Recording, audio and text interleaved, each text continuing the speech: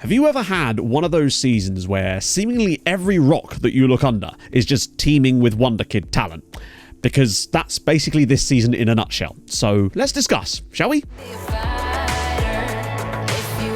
Feels super weird to say this, but for the fourth season running, we have a Hungarian side in the final of a European competition. It is not us this time, sadly, but I will update you on what happened with our final in just a moment. But yes, naturally, that means that you're probably going to want to turn over to the stream after this video to get logged in on what's going on with this particular year's competitor. And the VODs of all the streams can, of course, be found on the second channel, which is linked in the description. Straight red card. All the streams go up one day after the airing. But first, we need to talk about this. We only went and bloody did it. Inter nil, MTK Budapest won.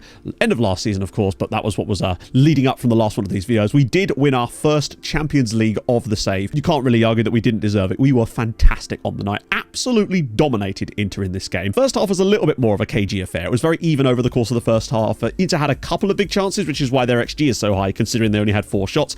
Portillo was called into action on, well, 2 occasions, and he pulled off masterful saves to do so. Not only that, though, in the second half, we just took over. A couple of little tactical tweaks, took some of their key players out of the game, brought on Bobby Tree, and he scored the winner in the 84th minute, and we become the first Hungarian side in this save to win a European trophy. But as I said, there's still a chance that a second one could happen today. It just, unfortunately, won't be us, which does admittedly spoil a couple of things, but, you know, winning back-to-back Champions Leagues would have been really something. But now, back to the present, as Season 13 of Building a Nation with MTK Budapest was set to be essentially one of us hanging on for dear life. It was going to be our first with 7 sides in European competitions, and that would mean a heavy amount of coefficient point dilution, not to mention the fact that those teams would also be playing in the higher competitions predominantly with just one side in the Conference League, meaning points were going to be extremely hard to come by. We'd sort of resigned ourselves to the fact that this season was mostly going to be about getting some cash to these teams for them to build themselves up for the future, and just have to stomach whatever results we get along the way. But before any of that,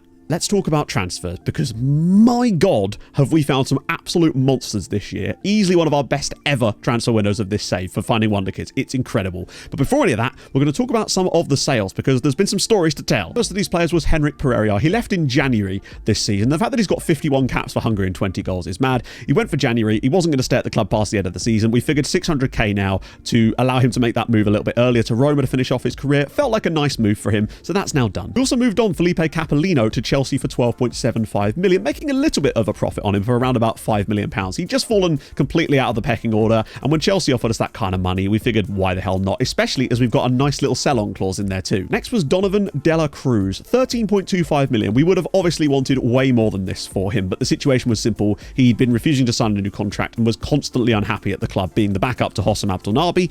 Eventually, he basically made it clear he was going to leave at the end of the season, so remarkably, we managed to convince West Ham to pay us £13 million like 2 weeks before they could have approached to sign him for free. The first of 2 massive outs, though, is Abdoulaye Seri, a player that we've really enjoyed having at the club over the past 7 years and has played a decent amount of football. £53 million to, well, would you believe it, it's Dortmund. Situation with Seri was simple. He did that thing where he was going to explore his options, unfortunately, and despite having 2 years left on his contract, plan was just to move him on because we'd already assessed who we wanted to be his replacement anyway, got our £53 million for him, and now he's playing for Dortmund. And now the biggest out in terms of the importance to us, Hossam Abdelnaby, £50 million to Manchester City. We had a very similar problem with him. I think his contract had even longer to run. I have noticed with FM this year, players explore their options. Like, I've seen a player explore their options 1 year into a 5-year deal. It's like, what?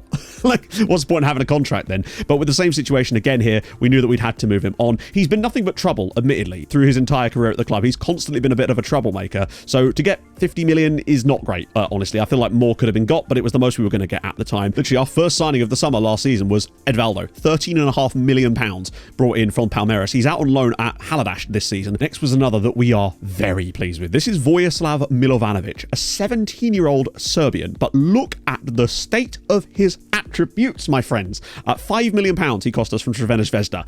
This is the kind of player that I'm on about. Yes, he has some consistency issues. He's 17 years old. He'll grow out of it. They always do.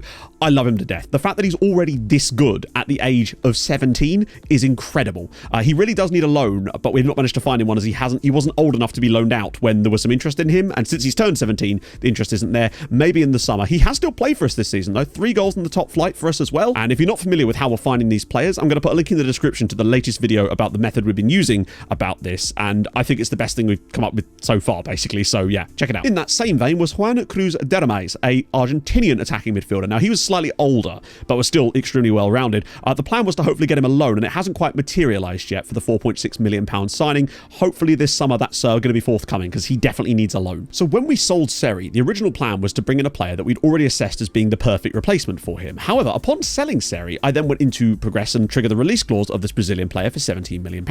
Offered him the contract, all was good. We could offer him loads more money. Standard. He then chose to sign a contract extension with Fluminense, completely throwing our stuff into turmoil, because the contract we'd offered him was £35,000 a week, and he accepted 17 to stay at the club he was currently at because he was surprised that they'd offered him that much. Weirdness. But nevertheless, it still put a release clause in his new contract of £20 million, knowing that we would be able to go back in for him at some point, but we needed some cover in that role, and so I turned to João Firmino, Alvim and Tunes, a Portuguese international. Well, he is now anyway. He's got those international caps since joining us, just to sort of plug the gap that Seri left for us. In January, Isael Giddy then did join us on a permanent transfer for £20.5 million. So we ended up paying £3 million extra on the transfer fee, but you'll note that his wage is £25,000 a week. So this is the weirdest thing about it. When he then did sign for us in January, 6 months after that contract extension, he then accepted a wage that was £10,000 lower than what he'd already rejected to sign that contract extension in Brazil. So in the end, I think we've come out of that pretty well. Paid a bit more on the transfer value, but we're paying him 10 grand less a week. So, hey, 500 IQ or something. Next was another quite expensive Brazilian signing. This is Rivadavia, which is just a fun name, but look at the state of his mentals and physicals, and frankly his technicals as well. Now, when we saw him, we weren't sure quite what we would do with him, but then we noticed that he's actually quite capable, if you train in the right way, of being a relatively solid wingback, and we desperately needed some wingbacks given the loss of Abdelnaby and Donovan de la Cruz. So slowly but surely over the second half of this season, upon joining us, that's what he's been doing, retraining to play as a wingback for us. And then yeah, we also dumped a load more money on yet another Brazilian. We kind of plowed a lot of this money into signing some slightly more developed Brazilian players. That's all I can really say. This is Andre Pretzel. You can understand why we signed him. For me, having a surname that sounds like Pretzel basically added £5 million on what I was willing to spend to bring in a player of his kind of quality. We're still not quite sure what we're trying to do with him at the moment, but we just felt that he was too good not to sign, and even the resale value will be massive on a player like him. So once again, welcome Mr. Pretzel. And then the final of the sort of noteworthy signings that really mattered to the squad right now is actually this chap here, Liam Skinner, a 24-year-old Englishman that we paid Liverpool £1.1 million for. We could have probably got him for free, but we decided to pay the million just to get the deal done and make sure there was no funny business going on there. And what I would say about Liam Skinner is that he has done a remarkably good job at just stepping in and putting up some fantastic performances. And normally I wouldn't delve into the players that we've pre-signed that will be joining us in the summer, but today feels a little bit different, so I'm actually going to do that right now because there's a couple in here that I feel like I must show you, because I don't think you understand how rare it is for us now at the level we're at as a Champions League winning side, upper echelons of European football, to be finding players that are genuinely still 5-star potential. That doesn't come along very often for a team like us. But over the course of this season, it has been remarkable how many players we found that fit those criteria, and we know that they are going to be actually of that kind of quality upon joining us, because once we get them scouted, we send them out for a full week of scouting with our best quality scout, who gives you the most accurate reading of what they're actually going to be like, and we found that is very successful so far. So let's just show you a couple. First up is Nestoras Mikros, a Greek winger slash pretty much everything here, playing for PAOK. £700,000 we're paying for this guy. Next up on the chopping block there too is Łukasz Barteczko, a 17-year-old Polish centre-back slash wing-back. We're not really sure what to do with him either. Insane. £2.7 million for him. We also spent £2.1 million on Peter Andre. That was less about his quality, more about the fact that he's called Peter Andre. Whoa.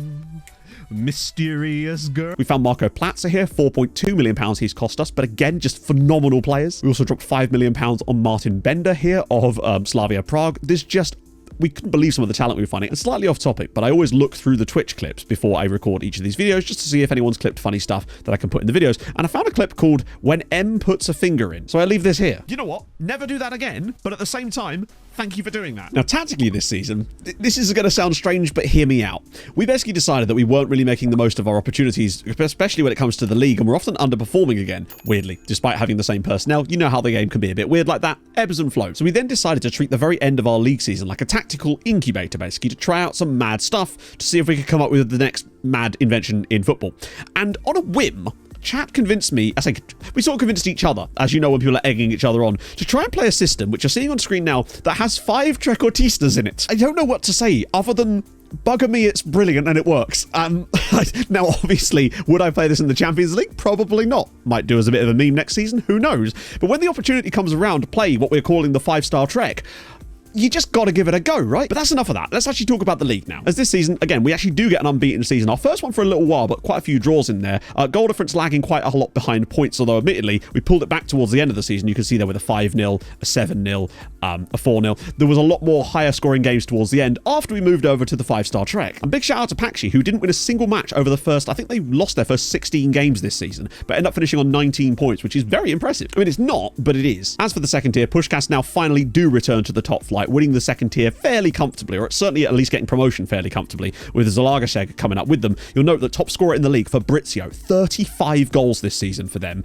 And I mean, he's on loan from us, and this is a player playing in the second division of Hungary. I mean, he won't be next season, and I think he could actually tear up a lot of teams in the top flight, given how good he is. But now we turn our attention to Europe and this season's European competitions. We are, of course, in the Champions League group stages, as we are pretty much every year. Well, not pretty much, as we are every year now. So let's see how we got on. Unfortunately, it didn't go well at all. An early goal from Tex-Mex gave us the lead before Martin Ødegaard, still playing for Arsenal in this save, equalised before William Saliba gave them the lead, both of which still at Arsenal there too. And it was just a bad performance. Arsenal dominated us on the ball. We weren't sure what was really going on in this game. We were a bit sort of almost hungover from our Champions League final. It just did not work at all. I think it was a draw would have perhaps been a more fair result, but can't complain too much. Luckily, we hit our stride again in the next match with a 5-1 hammering of Benfica with Brandon Silva, Malero, Santos, Velázquez, and one more scorer in there as well, actually, which was Henrik Pereira. His last goal for us probably before joining Roma in the winter transfer window. Classy Nek, Enrique Araujo did score a pen for Benfica, but it wasn't enough. 5-1 win. We then started to get ourselves back on our feet. A hammering on paper against Bayer Leverkusen. Goals from Navarro and LMS gave us the win. Just comfortable result. But then naturally, it wasn't to be as we went to Rangers and Ibrox. They took the lead through Sam Cresswell. Bobby Tree bailed us out in the 77th minute, hoping that we could then kick on. Unfortunately, we couldn't, as Chris Popov put them in front before Miguel Angel Montiel had to dig out a late equaliser. I think we probably could have won this game on the night. We were certainly the better side. It's just one of those weird ones again, and it wasn't a great start for us in the Champions League. And I'll just spare you this now. It actually put us in a position where we were not the highest ranked Hungarian side in the Champions League at this point. But then we put in a masterful display at the Etihad. LMS again. I think that's his third Champions League goal of the season. And Brandon Silva with just a dominating performance at Manchester City. Exactly what we needed to get ourselves back going again and showing that we really could mix it with the big boys. And then it was a repeat of the Champions League final, except this time we came out on the wrong side of it. I don't know how. The actual match was very similar to the Champions League final. I think Inter basically created the exact amount of opportunities. We were slightly worse, but still comfortably the better side and somehow went down 1-0. Not the best season as far as that sort of stuff was going, and this really did put us sort of struggling behind, well, another Hungarian side. Thankfully, we then did get a win, but only by 4-3 against Cluj. We threw ourselves into a 3-0 lead with Silva, Tex-Mex and Malero. Cluj then got one back through Costin. Velome made it 4-1, and then 2 late goals from Miu and Kobish actually made it 4-3, remarkably for Cluj, who lost every single match. Nearly got a point against us. But then we really stepped up. Again, underperformed on the night, but still looked ridiculously creative. 2 goals for Castillo, 1 for Tex-Mex, 1 back from Roko Simic. Wasn't enough, but those 2 home wins really did dig us out of a bit of a hole in the final couple of match days. Because it was actually enough, despite only getting 16 points, it was enough for us to sneak into 8th spot and actually get into those top 8. Usually 16 points isn't enough. You need 17 or more, normally speaking, to get that. But you'll note further down, Budapest, 16th place in the Champions League with 14 points on the board. They actually got 4 Champions League victories, which was remarkable. They beat Konyaspor, a great run for them, bit of revenge after losing the Conference League finals to them, but they beat Napoli 4-1, they beat Shakhtar as well, and they won away at Real Sociedad. 2 remarkably good results against Napoli and Real Sociedad. Yes, they're further down here, but they're still Napoli and Real Sociedad. So congrats to Budapest for them, and also 16th place meant that they got to play one of the worst sides, in theory, in the next round of the competition, which would mean big things for them. You'll also note, though, Ferencváros down in 35th. They've now gone 2 seasons in a row in the Champions League without winning a single match, and I don't really know where this has come from because their squad is getting better, and they've kind of flopped in their last 2 seasons. They've just thrown away points against really bad sides. They didn't come bottom, but they might as well have done. It was woeful from Ferencváros, and we're going to need to see them step it up a notch. But now back to us for a little bit. As a result of all this, we eventually ended up playing against 18th place Dortmund in the first of our knockout rounds, and we were able to dispatch them extremely easily. Tex-Mex, Velome and Kontovrakis for giving us a 3-0 victory in Germany, pretty much already putting both feet into the quarterfinals of the Champions League. Before an equally comfortable performance in the home leg, only with a 1-0 victory, admittedly, put us through 4-0 on aggregate, where we would draw Manchester United in the quarterfinals. Now, we've beaten Manchester United comfortably in the past, so we felt we had a great shot at this. Sadly, we just didn't really turn up at Old Trafford. Jada Brito gave them the lead before Giorgio Scalvini, a centre-back for them, bent a massively good shot in from the, massively outside the area. It was a bit of an unfortunate one to concede. I think 2-0's maybe a little bit harshness, but we just didn't create enough and just didn't look great. We knew, though, that the home match would be crucial. Unfortunately, it seems like the players had forgotten that. Jada Brito gave them the lead to make it 3-0 on aggregate. Tex-Mex then got us back into the game at 3-1. We made a few changes at half-time to try and really shake things up a little bit, and then we started to get a lot of opportunities in the second half. Castillo got another one back, making it 3-2 on aggregate, and we were really starting to fly at this point, winning on the night. And then United, just literally at the moment we got that goal, something changed about it. We couldn't see what had happened. The formation seemed to be the same, and all of a sudden they were just all over us. Then Michael Kemper and then Hurley, our former player, were able to score the goals that put Manchester United through by 5-2. Not the way we would have wanted it, but we kind of had to go for it at that point. Such was the poor performances that we'd had before. I think part of the problem for us in this game was we were messing around with some slight tweaks to the tactic. You'll notice Castillo slightly offset here, and I think that we basically shouldn't have been mucking around at this stage, and I think it cost us. But now to the other Hungarian side. You'll notice Debrecen, despite qualifying for the Champions League last season, weren't listed in that group stage phase because they got absolutely humped. I think it was 6-1 on aggregate by Lyon in the playoff round. Not a huge surprise, so they dropped into the Europa League with the rest of them. But there's still the little question of what happened to Budapest in the knockouts of the Champions League, because they did qualify for them. Yeah, unfortunately their reward for that was to get to play Manchester City, who had underperformed massively this season, but at the end of the day, they're still Manchester City. Erling Haaland put Budapest to the sword 2-0 in the first leg, and we kind of thought pretty much curtains. And that's exactly how it proved to be. That being said, Budapest did get a draw at home against Manchester City. It's just so frustrating that they do all that hard work, and then they get themselves to play, in theory, a worse side, and then they're playing Manchester City, who they may have lost to us, but they're still an insanely good team. So a shame to see Budapest go out there. As for the Europa League, things were a little bit different in here. You'll note that both Debrecen and Budapest Honvéd both coming, 17th and 18th respectively. Despite winning on the final day, it wasn't quite enough for them to sneak into those top half positions, sadly. But you'll note, Molfehova, 26th, couldn't quite manage it. They did actually get what we thought would be enough points. Well, 8 or 9 is usually good enough to get you through, but it's the way they got knocked out that is yet again very frustrating. You'll see here, they ended up coming 26th by virtue of the fact that they hadn't played against Maccabi Tel Aviv or Young Boys. The worst thing as well is both them and Real Betis have better goal differences than Young Boys and Maccabi Tel Aviv, so if this was done on any kind of fair system, both of them would have qualified, and it's just really annoying to lose clubs in Europe because of shit like that. And I know this has been fixed in the latest patch of the game for the winter update, but the fact that this wasn't a thing in the original release of the game is staggering to me. But that still left us with Debrecen and Budapest Honvéd heading through to the next round. Well, you know what? They both got off to okay starts. Debrecen beating Villarreal 3-2. Obviously, the red card for Villarreal really helped. The problem was, though, Debrecen were 3-0 up in this game after 15 minutes, and they really should have put this game to bed. That was the problem. Against 10 men, when you're 3-0 up, they really need to be putting that game away. Honvéd getting a good draw against Besiktas, but I just felt the second leg would be so tough, and that's exactly how it proved to be. A 3-1 defeat for them in Turkey, not really surprising. The problem was the Villarreal game. The fact that they lost 2-0 there. If they had just held their nerve in that first leg, they could have had a great result and knocked a team like Villarreal out. Haladáš came 7th in the Conference League. They got 12 points on the board, 3 wins, 3 draws. Absolutely fantastic. I mean, when you look at some of the teams in here, you know, Braga finishing top of the group, there's Feyenoord, Sevilla, Leeds United, Marseille. They've done bloody well. And that, of course, meant that they got to skip around as well. And then were drawn against Norwegian side Lillestrøm. Unfortunately, went down 1-0 in the first leg. Skårdbog with the goal. We needed a big turnaround for them, which is exactly what they provided with Haris Živkovic, Felipe and Jalilu getting those goals. But it was looking touch and go at one point, but that at least pushed them through to the quarterfinals. But in that quarterfinal, they won 3-1 away at Midtjylland with Živkovic, Edvaldo and Phoenix Bardot getting the goals. An away win is like gold dust. They then still went and lost the home game though, with Gårdsvoll grabbing a goal, but that could have done well for points. But nevertheless, they were into the semi-finals where they would play against Braga, who had won the group and dispatched Panathinaikos with ease. And then proceeded to lose the first leg 2-0, with Omar Ben Salah being sent off. 2-0 is an insanely difficult comeback line to get, with Marseille being 1-0 up against Leeds as well, and that matters because we were neck and neck with France. Second legs though, madness. Leeds firstly knocking out Marseille there, you can see, which did us a massive favour, but also Haladáš, a 2-0 win. Haris Živkovic again, who won Next Gen for the second year in a row. He's magnificent.